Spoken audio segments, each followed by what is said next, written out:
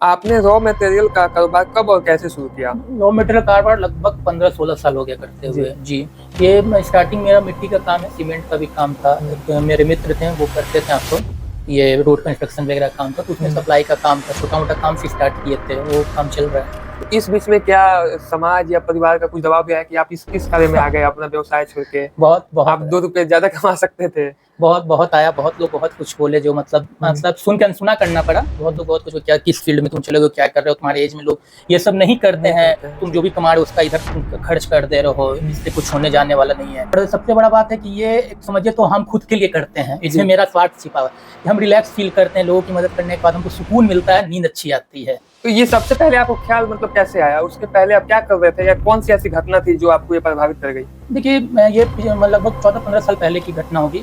तो इस व्यवसाय में सबसे बड़ी चुनौती क्या है? देखिए, इसमें व्यवसाय में सबसे बड़ी चुनौती है आपको कि आपका जो बिल होता है। नमस्कार देशवासियों, मेरा नाम मनीष यादव है। आज के पॉडकास्ट में आपका स्वागत है। हम हर पॉडकास्ट के जरिए कोशिश करते हैं कि समाज के उन तमाम लोगों से आप सबको मिलाएं जिनसे हम कुछ सीख के समाज को या अपने जीवन को कुछ दे सकें। उसी में मैं पटना आ चुका हूं, जैसे कि आपको पता है। इस पॉडकास्ट के पहले जो आपने पॉडकास्ट देखा होगा, वहां हमने दिखाया कि कैसे दो दोस्त एक नया सोच लेके कैसे डिजिटल मीडिया में धूम मचा रहे हैं। तो जो आज के हमारे गेस्ट हैं, इनके बारे में मैं परिचय देना चाहूंगा।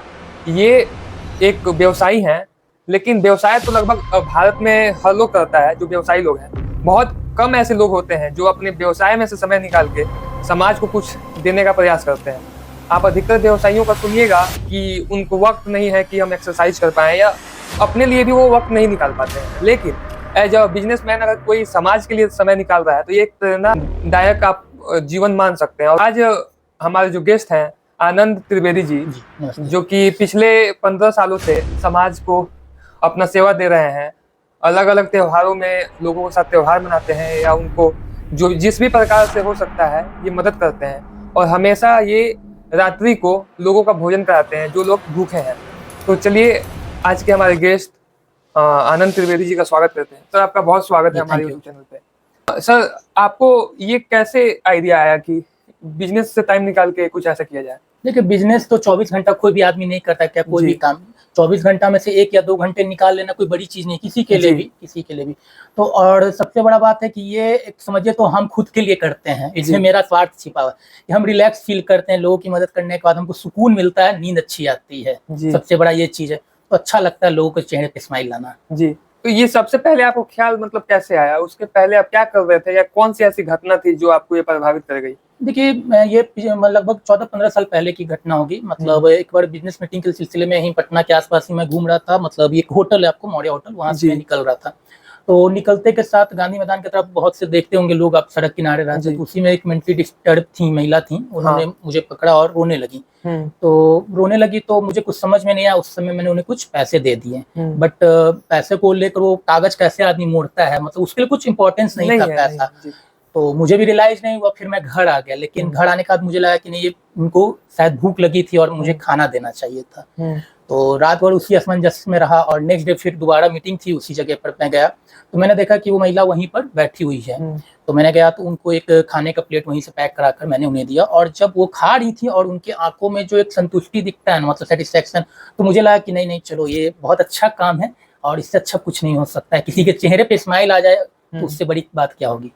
तो क्या आप कोई एनजीओ भी चला रहे हैं साथ में इस काम को करने के लिए? जी नहीं, अभी तक तो कोई ट्रस्ट एनजीओ नहीं है, खुद से ही करते हैं। मेरे कुछ फैमिली मेंबर्स, फ्रेंड्स हैं, और मतलब हो जाता है। तो क्या इन फ्यूचर आप चाहते हैं कि एनजीओ खोलना, या क्या आप एनजीओ के खिलाफ है, या कैसा? नहीं, एनजीओ के खिलाफ नहीं है। मतलब एनजीओ अभी कुछ खोलने का कुछ ऐसा प्लानिंग नहीं है। अच्छा। अभी जैसे कर रहे हैं वैसे ही इसको कंटिन्यू करना चाहते हैं। जी। इसके अलावा जैसे कि आप त्योहारों में, मैंने सुना जिन लोगों से मैंने पता किया कि आप त्योहार में बच्चों के साथ मनाते हैं, तो इसके पीछे क्या ख्याल आया? देखिए, एक्चुअली हुआ क्या था कि जब त्योहार में कपड़ा उपड़ा लेने सब कुछ जाता है अपने पेरेंट्स के साथ भी, तो हम भी कपड़ा वगैरह अपने स्टाफ लोग को देते हैं, जैसे पर्व वगैरह में रहता है। तो जब हम देखे तो बहुत से रोड पे देखे फटा हुआ कपड़ा बच्चा लोग पहन के घूम रहा था, बैलून वैलून बेचते आपको दिख जाते होंगे। तो पकड़ लिया, तो उसको एक बैलून या एक बर्गर या एक पिज्जा खिलाने से तो समझे उस टाइम कुछ नहीं होता। हम सोचे कि आज एक फेस्टिवल कुछ अलग किया जाए, उसमें दिमाग अप्लाई के कुछ अलग किया जाए, इनके लिए क्यों ना एक ड्रेस देख के देखते हैं। तो उस समय 2-4 ड्रेस जैसे हम अपने स्टाफ के लिए ले रहे, तो उनमें से 2-4 ड्रेस हमने उन लोगों के लिए भी ले लिया। 2-4 ही था उस टाइम, ज्यादा नहीं था। तो बच्चे इतने खुश हो गए ना, मतलब इतने खुश होकर thank you uncle, thank you uncle, तो मुझे बड़ा अच्छा लगा अंदर से। फिर एक ये मतलब एडिक्शन हो गया, एक नशा होता है ना आदमी का, वो एडिक्शन टाइप का हो गया। और फिर मैंने लोगों को हर पर्व में, छठ हो, दिवाली हो, दशहरा हो, होली हो, जो भी पर्व हो, उसमें मैं कुछ लोगों के लिए, जो उस टाइप के लोग हैं जिनको वास्तव में नीड है, उनके लिए मैंने वो स्टार्ट कर दिया। ये लगभग कौन से साल का बात रहा होगा जब ये मतलब मोटा मोटी हमको लगता है 11 का बात होगा। 2011 का बात जी है? जी। और आप सोशल वर्क में कब से आए? सोशल वर्क देखिए शुरू से ही करते थे थोड़ा बहुत, लेकिन मतलब बहुत ज्यादा स्ट्रीम पे आ गए थे 2010 में। जी। और धीरे धीरे काम चल रहा था। कोविड की बात बताते हैं, जब हाँ। कोविड आया उसमें तो काम कर ही रहे थे, लेकिन जब कोविड आया तो उसमें सभी लोग काम कर रहे थे अपने स्तर से, जिनसे भी जो भी बन पा रहा था, जिनको भी लगा था लोग। उसमें मेरा भी एक छोटा सा योगदान था कोविड के समय भी। लोगों की मैंने भी जहाँ तक मुझसे हो पाया तो जो मेरे रिसोर्सेज थे, उनसे गैस सिलेंडर हो, खाने की सामग्री हो, अपने घर में कुछ फैमिली मेंबर फ्रेंड्स थे, उनके द्वारा मैं जा के जहाँ पे लोग की नीड थी, जरूरत थी, वहाँ पे खाने का पैकेट वगैरह पहुंचा रहे थे। अच्छा। तो इसमें थाने का सपोर्ट भी मिला था हमको, प्रशासन के द्वारा भी सपोर्ट था, क्योंकि आप भी जान रहे थे कि उसमें खुल के आप वर्क नहीं कर सकते थे चाह कर भी, लेकिन थाने वगैरह का सपोर्ट था मुझे। जी। तो क्या आप अभी संतुष्ट हैं अपने काम से? जी संतुष्ट है, लेकिन एक ड्रीम है मेरा, एक ख्वाब है मेरा कि मैं फॉर फ्यूचर मैंने सोचा है कि एक बच्चों के लिए एक स्कूल और एक अनाथालय खोलने के लिए। लेकिन उस अनाथालय मेरा कि वृद्धाश्रम और अनाथालय एक ही साथ रहे, ताकि बच्चों को उनके पेरेंट्स मिल जाएं और जो वृद्ध लोग हैं उनको बच्चे मिल जाएं। अभी तक आप किन किन क्षेत्र में सहायता पहुंचा चुके हैं? जैसे अभी मैंने बताया आपको कि चमकी बुखार जो आता है आपको मुजफ्फरपुर में, वहाँ पे हर साल मैं बोचा में जाता हूँ, एक जगह है जहाँ पे आप जानते होंगे, वहाँ पे जाता हूँ। ORS हुआ, थर्मोमीटर हुआ, और जागरूकता अभियान मेरे कुछ फैमिली में फ्रेंड्स वगैरह के साथ जाकर वहाँ पे करता हूँ हर साल। उसके अलावा जो पटना में जब बाढ़ आया था उस टाइम भी मैंने लोगों की मदद की थी। मेरे दोस्त लोग ने, एक टीम हमारी है, युवा टीम है, उसके साथ मिलकर हमने लोगों की मदद की थी। फिर उसके बाद आपको कोविड हो गया, तो मदद चलते रहता है थोड़ा बहुत। तो बच्चों के शिक्षा के लिए हम बात करेंगे, इसमें क्या योजनाएं हैं या इसमें कुछ आपने प्रयास किया है? जी बच्चे के शिक्षा के लिए अभी जैसे कुछ कुछ जगह पे सेंटर चलता है, वहाँ पे एज अ वॉलेंटियर हम जाके पढ़ाते हैं जब भी हमको समय मिल जाता है। और देखिए समय निकालना कोई बड़ी चीज, ये एक्सक्यूजेज होता है, लोग बोलते हैं कि समय नहीं मिलता, कैसे नहीं मिला? आप 24 घंटे में से 1 घंटे तो निकाल ही सकते हो। और तो उसमें से जाते हैं जहाँ पे सेंटर चलते हैं बच्चों का, उन बच्चों का, कुछ बच्चों का मैंने एडमिशन भी करवाया है, कुछ बच्चों का मैंने एडमिशन भी करवाया गवर्नमेंट स्कूल में, कुछ का प्राइवेट स्कूल में, और कुछ बच्चों को टीचर भी रखा, मतलब एज ए ट्यूशन होता है ना, 10 बच्चे हैं तो एक टीचर को वहाँ पे रखवा के बच्चों को पढ़वाते भी हैं कुछ जगह पे। ये आपका मीठापुर बस स्टैंड के साइड भी है, तो वहाँ भी मैंने वहाँ पे करवाया हुआ है। तो मतलब उन शिक्षकों को आपने एक सामाजिक तरीके से जुड़ा या पैसा देते हैं? देखिए सामाजिक स्तर पे जुड़ना, लेकिन आपने को एक फाइनेंशियल भी तो कुछ चाहिए होता है। लेकिन वो पैसा नहीं ले रहे थे, झूठ क्यों बोले, लेकिन मैंने उनको बोला कि आप एक नॉमिनल फीस हमसे ले लो, कि आपके आत्मसम्मान को भी ठेस ना पहुंचे और आपका कुछ पॉकेट मनी भी खर्च निकल जाए। क्या बचपन में कोई ऐसी घटना हुई थी जिसके बाद से मतलब भावनात्मक रूप से आप समाज सेवा की तरफ प्रेरित हुए हो? जी नहीं, बचपन ऐसी कोई घटना, लेकिन जैसे मेरे माता पिता थे वो बचपन से इन लोगों को, मतलब जब भी मंदिर वगैरह हम बराबर ले जाते थे तो हम मेरे हाथ से कुछ ना कुछ दान लोग से करवाते रहते थे, पिताजी और माताजी दोनों। जी हाँ, तो वो मतलब एक संस्कार में आते चला गया और ये कंटिन्यूटी बढ़ गई आगे जाकर। अभी के समय में परिवार और समाज में कैसे संतुलन बना के रखते हैं? क्योंकि बहुत ऐसे लोग होंगे जो ये पॉडकास्ट देखने के बाद सोचेंगे कि कैसे संतुलन बनाए। देखिए परिवार और समाज में संतुलन, ये जो भी काम अभी मेरा जो खाने का आपने जैसे बताया था अपने स्टार्टिंग में, तो खाने का मैं रात्रि में निकलता हूँ, और रात्रि में तो परिवार को तो समय दे ही रहे, ऐसा थोड़ी कि परिवार को समय नहीं दे रहे हैं। और रात्रि में निकलते हैं, रात्रि के समय निकले, जो लोग रास्ते में मिलते हैं उनको खाने का पैकेट, जो नीडी होते हैं, वास्तव में नीडी, क्योंकि आप जब 10 से 11 बजे रात में निकलो तो नीडी लोग ही मिलेंगे आपको। जी, समाज सेवा करते टाइम कोई ऐसा पल या कोई ऐसा अनुभव जिस टाइम आप बहुत भावुक हो गए हो? जी हाँ, एक बार हुआ था आपको, ये सिद्धेश्वरी काली स्थान मंदिर के सामने आपका जो बांस घाट हुआ, वहाँ पे एक आदमी को हम खिला रहे थे, तो हम उनको पहले आपको खिलाते थे इधर क्या नाम है, गांधी मैदान के साइड में, और फिर वो मतलब एक दिन वो भटकते भटकते वहां चले गए, हम भी रात में गए तो देखती है, और उन्होंने मुझे रिकॉग्नाइज कर लिया बाय नेम बाय फेस मेरा। अच्छा। तो ये मेरे लिए बहुत बड़ी उपलब्धि हुई जब उन्होंने मेरे बाय नेम मुझे बुलाया, जो कि आदमी सेंसलेस है कि वो नहीं पहचानता, और उन्होंने मुझे पहचाना, तो मुझे लगा कि नहीं चलो लाइफ में कुछ तो अच्छा किए कि हमको रिकॉग्नाइज तो कर रहे हैं, कम से कम बाय नेम उन्होंने मुझे बुलाया। अब जैसे आप समाज सेवा कर रहे हैं, तो इस बीच में क्या कोई संगठन या कोई संस्था ऐसी रही है जो आपके साथ आगे आगे काम की है या आपने किया है? नहीं, ऐसा कोई संगठन नहीं। कुछ संगठन के साथ काम मतलब बहुत से संगठन के साथ काम हुआ है, लेकिन किसी के साथ जुड़ के काम मतलब नहीं, जुड़े नहीं है किसी के साथ अभी तक। जैसे आपने बताया कि जैसे आप मिले तो वो आपको बाई फेस पहचान गई, by name, by name, by by name पहचान गई। तो जब ऐसे लोगों से आप मिलते हैं तो क्या आपको बहुत संतोष महसूस होता है? जी बहुत अच्छा लगता है। आप बता रहे हैं, जब हम बच्चों के बीच में जाते हैं, जब फेस्टिवल या कोई ओकेजन होता है और जब उनको देते हैं तो अंकल अंकल बोल के आप पास में आ जाते हैं, तो बहुत मतलब दिल को तसल्ली लगता है कि चलो लाइफ में कुछ अच्छा करें। क्योंकि देखिए, इस धरा का धरा पे ही रह जाए, कुछ साथ में नहीं जानने वाला, आप हो या हम हो।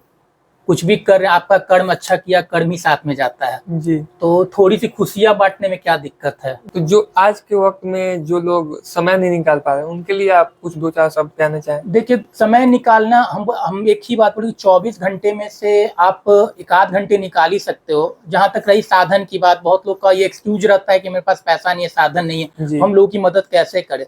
तो आप कर सकते हो, आप ब्लड डोनेशन कर दे सकते हैं। आप किसी जरूरतमंद को अगर खून की आवश्यकता है तो आप कर सकते हो। आप किसी बच्चे को 1 घंटा या आधे घंटे पढ़ा सकते हो।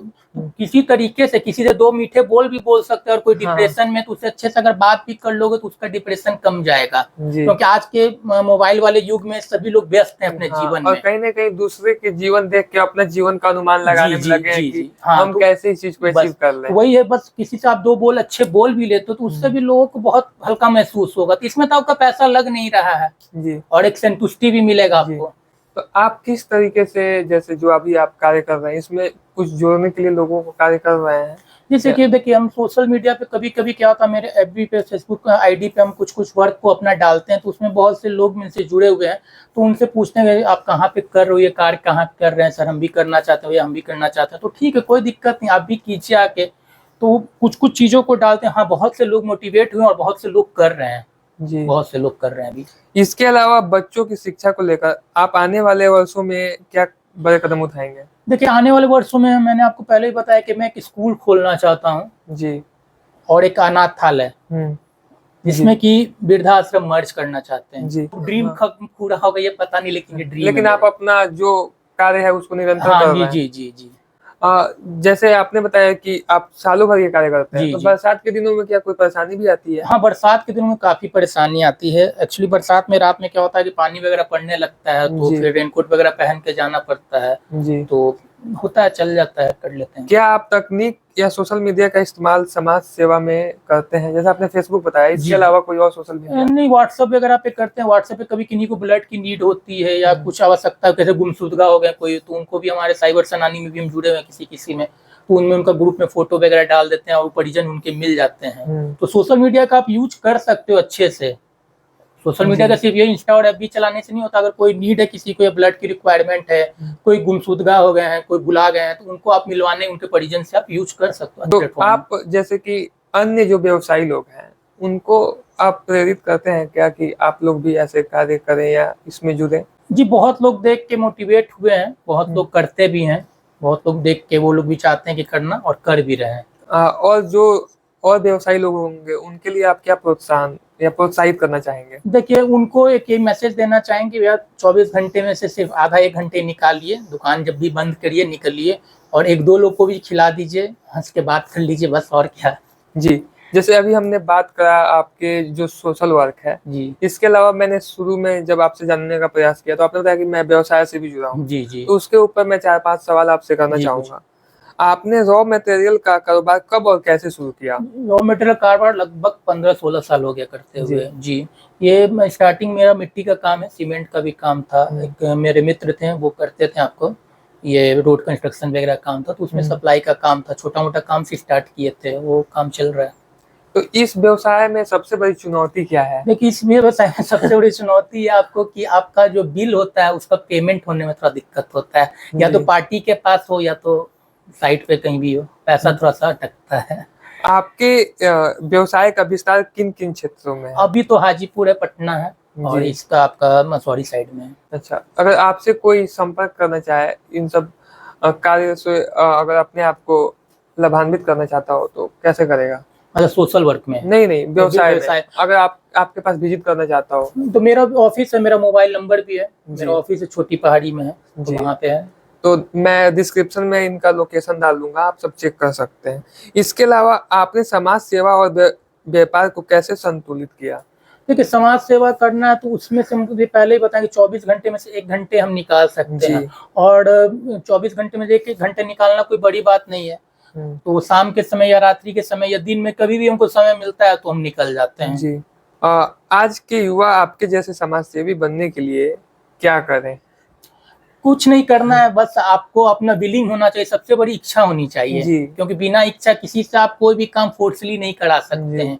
तो एक विलिंग होनी चाहिए, कि इच्छा होनी चाहिए, और करके देखिए। मेरा आप लोग से हाथ जोड़ के विनम्र निवेदन, एक बार करके देखिए, बहुत अच्छा लगेगा, बहुत संतुष्टि महसूस होगी, और लोगों के चेहरे पर जब स्माइल देखिए हो तो रात को नींद बहुत अच्छी आएगी। जी। तो मतलब बचपन में आपका सपना मतलब आगे चल के व्यवसाय में ही था, या आप कुछ और करना नहीं, चाहते थे? शुरू से बिजनेस ही था। अगर आपकी पढ़ाई के बारे में पूछना चाहूँ तो आपने पढ़ाई कहाँ से करी है? मेरी पढ़ाई संत कैरेंस से हुई है जी। जी, और ग्रेजुएशन की है, मतलब जी। 10th तक संत कैरेंस से पढ़े, तो उसके बाद ग्रेजुएशन हुआ जी। था। जैसे अभी आप ग्राउंड लेवल पे जाके लोगों से जब मिलते हैं, तो वहाँ पे जो सबसे बड़ी समस्याएं होती हैं, तो उसमें से कुछ चीजें जो आपके दिमाग में चलती रहती होंगी, तो आप सरकार के जरिए कैसे उसमें बदलाव लाना चाहेंगे? देखिए, सबसे बड़ी समस्या अवेयरनेस की, जागरूकता नहीं है। क्योंकि जी। सरकार के द्वारा ऐसा नहीं, सरकार के द्वारा बहुत सी योजनाएं चलाई जा रही है, लेकिन वो योजना उन लोग तक पहुंच नहीं पा रही है। सिर्फ हम लोग को करना क्या है कि सभी लोगों को उस योजना को उन लोगों तक पहुंचाना है। जैसे कि आपका राशन हो गया, स्कूलिंग हो गया, बहुत सी चीजें। ऐसा नहीं कि सरकार काम नहीं करी, और किसी काम को अगर कोई उठाता है, तो किसी मुद्दे को अगर आप सोशल मीडिया से उठाते हैं तो उस पर भी सरकार ध्यान देती है। जी। अवेयरनेस करना, बस लोगों को जागरूक करना है। जो लोग मदद करना चाहते हैं पर साधन नहीं है, उन्हें आप क्या सलाह देंगे? देखिए, मदद करना चाहते हो और साधन नहीं है, तो आप 1 घंटे समय निकाल सकते हो। आप एक डेली किसी को पढ़ा सकते हो, आप ब्लड डोनेशन कैंप में जाकर आप ब्लड डोनेशन दे सकते हैं। बहुत सारी चीजें हैं जो कि बिना पैसे के भी की जा सकती है। जी। आप अपने जीवन में सबसे बड़े आदर्श किसको मानते हैं? किसको देख के आप प्रभावित हुए? हम तो लोगों को ही देख के प्रभावित हैं, लोगों की तकलीफों को देख के ही हमको लगा कि कुछ करना तो चाहिए। जी, तो इस बीच में क्या समाज या परिवार का कुछ दबाव भी आया कि आप इस किस कार्य में आ गए अपना व्यवसाय छोड़ के? बहुत आप बहुत 2 रुपए ज्यादा कमा सकते थे। बहुत बहुत आया, बहुत लोग बहुत कुछ बोले, जो मतलब सुन के अनसुना करना पड़ा। बहुत लोग बहुत कुछ क्या, किस फील्ड में तुम चले गए, क्या कर रहे हो, तुम्हारे एज में लोग ये सब नहीं करते हैं, तुम जो भी कमा रहे हो उसका इधर तुम खर्च कर दे रहे हो, इससे कुछ होने जाने वाला नहीं है। हम बोले कि हमको अच्छा लग रहा है, कुछ गलत तो हम कर नहीं रहे हैं। हम बोले कि हमको अच्छा लग रहा है, हमको करने दिया जाए। तो क्या कोई ऐसा पल भी आया जिस टाइम आपने सोचा कि चलो यार छोड़ ही देते हैं, या कभी बहुत मायूस हो गए हो आप? हाँ, मायूस हुए थे, लेकिन मेरे पिताजी ने बोला कि नहीं, चलो हम हैं पीछे तुम्हारे, तुम जो कर रहे हो अच्छा कर रहे हो। कहीं ना कहीं वो बैकबोन का रोल निभाया ये जी जी, पिताजी ने मेरे बोला कि नहीं, कौन क्या बोलता है इससे कोई मतलब नहीं है, तुम जो कर रहे हो उसको कंटिन्यू करो, अच्छा कर रहे हो। अच्छा कर रहे हो। तो आज के वक्त में अगर आप किसी को संदेश देना चाहेंगे मेरे चैनल के द्वारा, तो क्या देना चाहेंगे? मैं यही कहना चाहूंगा कि if each one start helping at least 1 person, then no one will be untouched. क्योंकि देखिए, सभी लोग तो अगर सभी लोग मिलकर एक लोग की भी मदद करने लगेंगे तो फिर कोई अछूता ही नहीं रहेगा। अब लोगों को क्या लगता है कि 100 लोग की मदद 1 लोग कैसे करें, लेकिन एक लोग तो 100 लोग की मदद कर सकते हैं ना, चैन बन जाएगा। तो बस यही करना, ज्यादा कुछ करना नहीं है जी। तो आज के इस पॉडकास्ट को मेरे साथ करके आपको कैसा लगा? जी, बहुत अच्छा लगा, और मनीष यादव जी बहुत अच्छे हैं, युवा हैं, और बहुत ही अच्छा काम कर रहे हैं। और आप लोग से भी निवेदन करते हैं कि ऐसे युवा लोग को आप लोग प्रमोट कीजिए, इनको सपोर्ट कीजिए। जी, तो बहुत बहुत धन्यवाद दोस्तों, आपने इस पॉडकास्ट को देखा, और भैया से कुछ सीखने का मौका मुझे भी मिला। और मैंने इस पॉडकास्ट के पहले भी बहुत सारी चीज़ों पर जिक्र किया, और मेरे कुछ जो मेंटल ब्लॉकेज थे वो भी खुले। तो आपके साथ आज का पॉडकास्ट करके काफ़ी अच्छा लगा। थैंक यू सो मच कि आपने अपना टाइम दिया और इतने बिजी शेड्यूल्स में। तो thank you so much guys, मिलते हैं अगले पॉडकास्ट में, तब तक के लिए जय हिंद।